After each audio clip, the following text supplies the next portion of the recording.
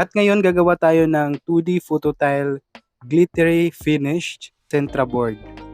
Ipapakita ko muna yung picture ni customer. Ito yung picture nila. Yan, dalawa yung order natin. So ipapa-remove niya yung background. Ito yung una na ginawa ko at nagustuhan niya naman. At yung pangalawa at ito din naman yung nagustuhan niyang background. At ipiprint na natin. At ngayon ipe-prepare na natin yung kailangan natin ng mga materyales. So ito yung phototop. Ang sabi ko nga ay glittery effect po siya. Dalawa yung kukunin natin.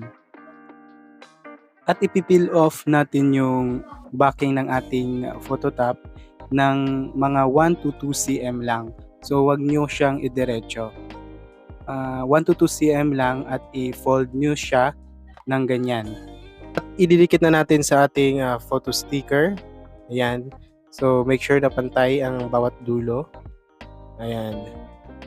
At ipakagat natin sa ating laminator. Cold laminate siya. So ipakagat natin at hihilain natin yung backing ng ating photo top.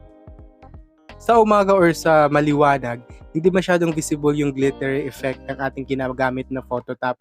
So nag-glitter lang siya or kumikinang lang siya sa gabi. At same procedure, i-cold laminate din natin yung pangalawa nating order.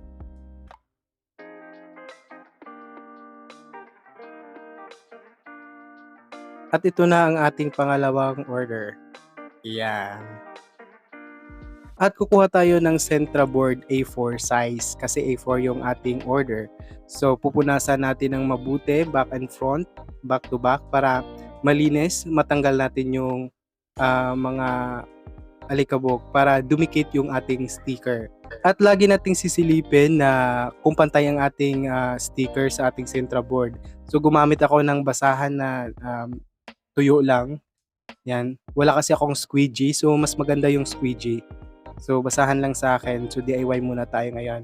Yan, ayan na yung finished product. So, yan yung flat type na photo tile.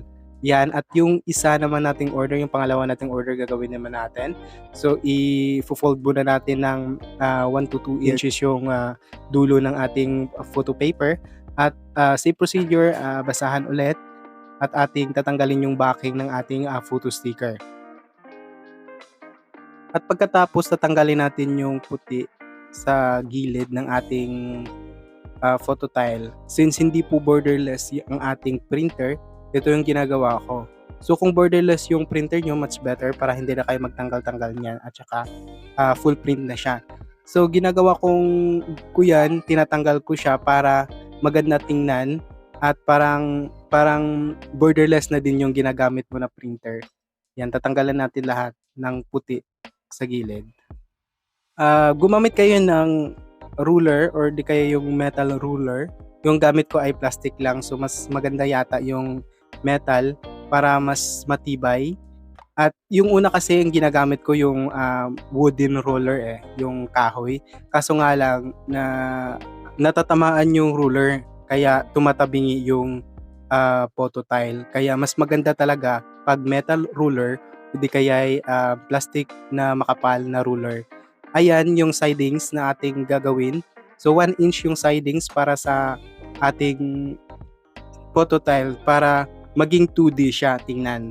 At puputulin natin ng 45 degree angle yung ating sidings.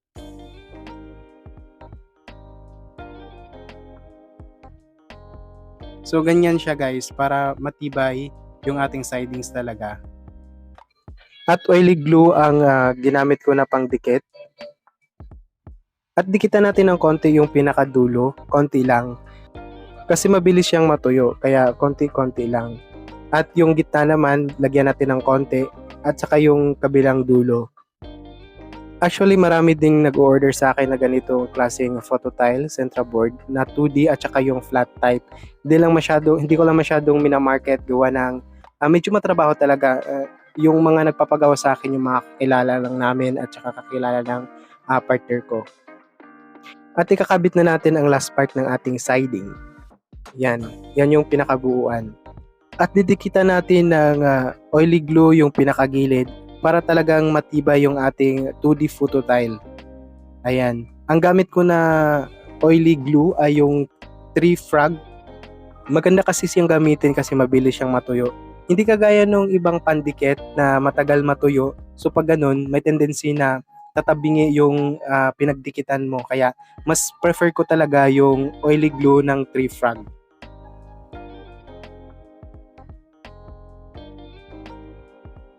At ngayon ire-ready na natin yung ating ididikit sa likod ng ating photo tile.